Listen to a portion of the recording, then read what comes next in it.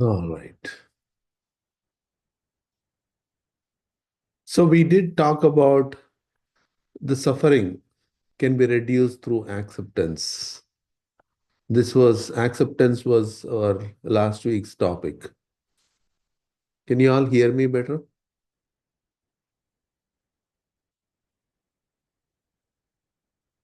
Okay. Silence, I take it as yes. We can hear you clearly, Brother Okay. Srikant. Thank you. Thank you. So the journey from what I am, a journey from I am what I am to what I ought to be begins with the accepting oneself. So this acceptance have to be understood very aptly. Once you know what is acceptance, then the journey begins. That's why the first point is acceptance, or first step is acceptance. So if you say accepting, if I kind of bring the dictionary meaning for the accepting, right? Accepting is what? So here I'm kind of reading what dictionary says. Accept, consent to receive a thing. He accepted a pen as a present. So it's a consent to receive. That's very, very important. He would accept their offer and see what happened. So if you see it is all about consent to receive is acceptance. And see, I mean, again, here it's a, cultural shift, right? I mean, each culture has a different way of, receiving things. For example, suppose if someone is giving a gift to me, in the Occidental cultures, we immediately think, okay, how do I return that gift? If someone gives me a gift or a present for my birthday, automatically I'm asking when is your next birthday so that I can do a return gift to you on your birthday. That is not acceptance. So, what I'm trying to say here is acceptance is not a transaction. In a human mind, when something is received, you want to give something back. But if I truly receive, then I don't have to think about what should I give back. It's transactionless transaction. That is what acceptance is, if you ask me to come to a good definition of what acceptance is. It's a transactionless transaction. Means I'm receiving it. What should I do when I receive? Receive, absorb, assimilate. The AEIOUs of what Daji says.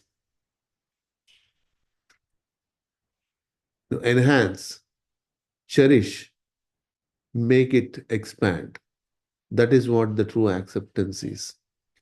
And acceptance is also willingness. So willingness is its total.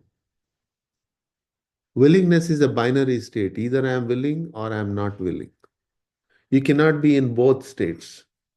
Or maybe, it's when it's maybe, then spirituality, the I am what I am to, what I am ought to be, does not begin.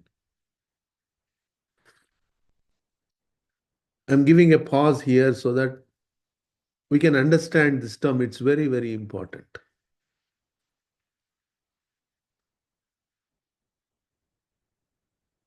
So in receiving, what are we receiving? The spiritual progress, the transmission. And a lot of times, our masters have said, the teachers have said that the when a trainer is giving a session, a one-on-one session to a practicant or what we call abhyasi,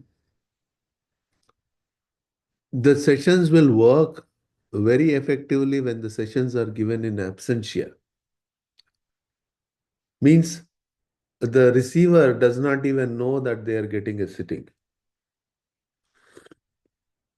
Those are the most effective ones because the moment you sit one on one, face to face, there is certain resistance. There is certain identity. This identicality comes in the in between.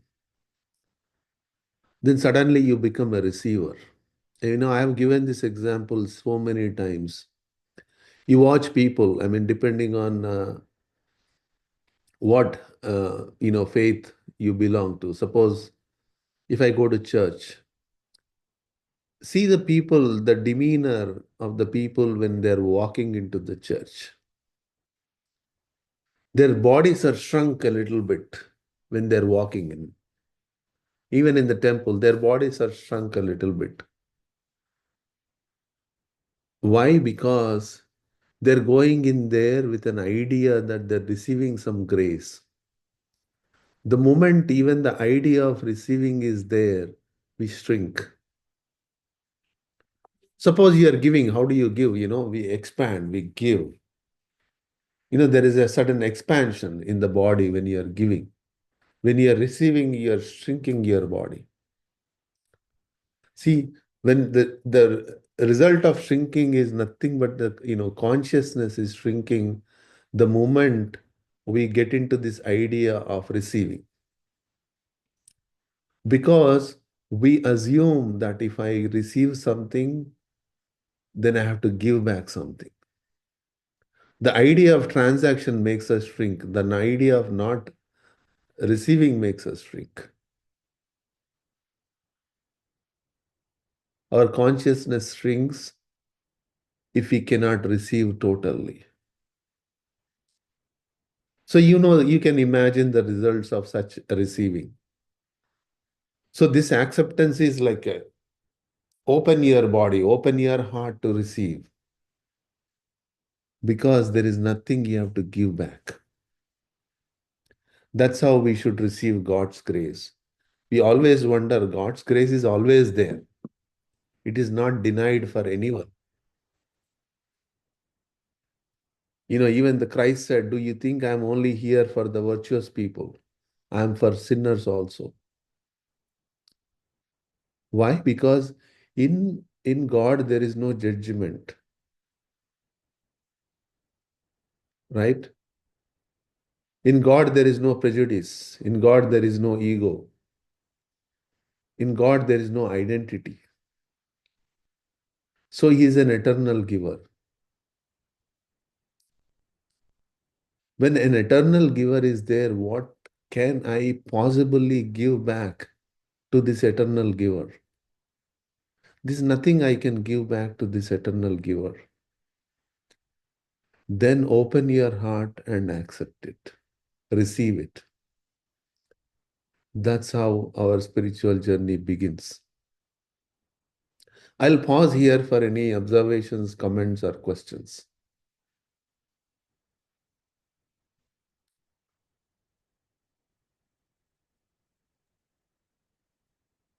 All right. I have a question. Yes. Um, Many times I meditate, I feel like, and then, it's on my own. I feel like I'm receiving a transmission. Yes. I don't know if that's a transmission or that's just part of my meditation. No, no, we start feeling the change, the shift in our consciousness. That shift in our consciousness sort of tells us that there is a transmission happening. Otherwise, there is no way to feel the transmission. We can only feel the effect of it, right? So, yeah, what your observation is true. We know the transmission by shift in the consciousness. There's a certain subtlety, certain joy, certain glow happens in our body when we are receiving transmission. And it's only for a moment or two. Yes, that's how it is. Because in that moment itself, we become one with it. Like I always said, right? Knowing, all knowing is through contrast. When the contrast happened, you know, then you become one with it almost instantly. That's why the shift we only observe for only few seconds. And then we are absorbed into that shift, whatever the shift it is taking us into. Then we become one with it. Then once we become one with it, there is no knowing.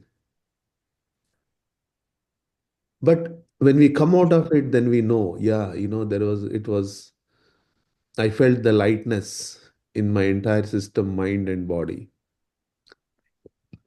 So that's how the transmission effect we can perceive. Okay, thank you. All right. Thank you, Cliff, for asking that question. Brother, Sorry, go ahead.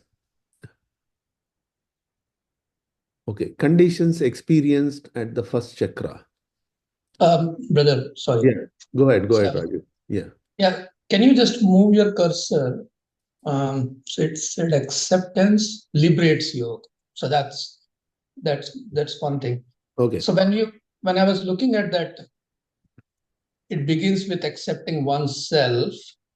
I mean, the S is small there, which typically tells me oneself is like the my what I am right now, not my higher self. It is more like the character I am with all the good and bad things that I have in me.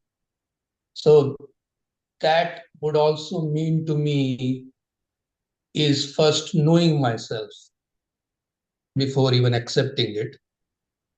And once you know yourself, I think most of the time people are not really even knowing themselves. So that's where it begins. And once you know yourself, then you start accepting it, or you accept it. I mean, it depends upon the person. So here there are two ways of looking at it. Yeah, Okay. Do I know myself? The answer is always yes and no. yeah, Okay, because I know. But do I know? I don't know. The reason is this: the self is dynamic because life is dynamic. Today I am good, and there is a situation which presents in front of me, I suddenly become bad. So we are always swinging between the opposites. Interestingly, in the from an Indian mythology, right? There are saints and there are what is called the Rakshasas, demons. Demons is not a right translation for a yeah, yeah, because here, if you observe all the Rakshasas, for example, Ravana and all these folks, they are the ardent meditators. They've achieved a lot of uh, what is called spiritual achievements, siddhis, power, right. right? But then yet they were Rakshasas. So the question is not about the knowing oneself or not. The question is the transaction. So here, accepting oneself doesn't mean I accept my situation as I don't accept me as a lower self. The moment I accept me as a lower self, then my progress is stopped then and there. So it is not the accepting oneself here truly means I am looking at what I am ought to be.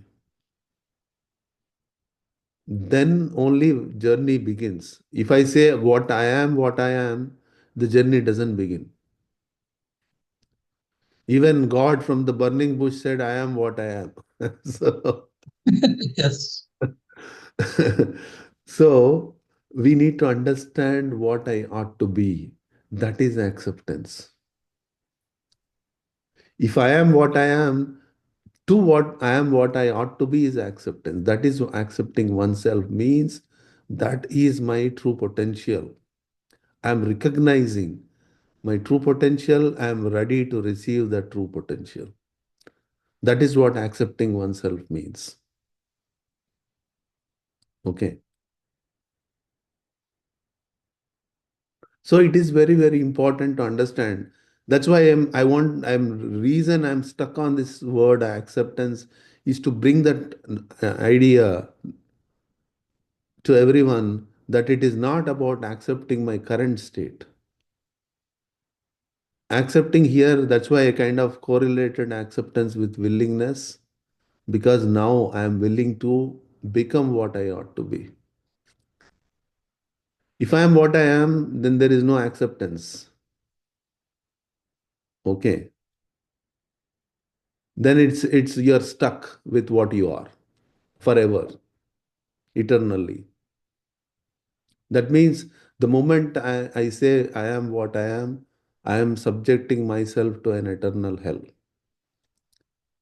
If I'm ready to see and accept what my real potential is, where I can reach, then your journey begins.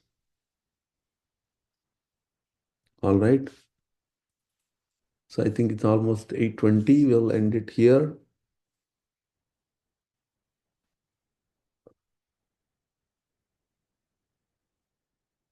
And let's get into meditation. So, Brother Keshri, can I request you to conduct the session today? Yes, brother. Thank you.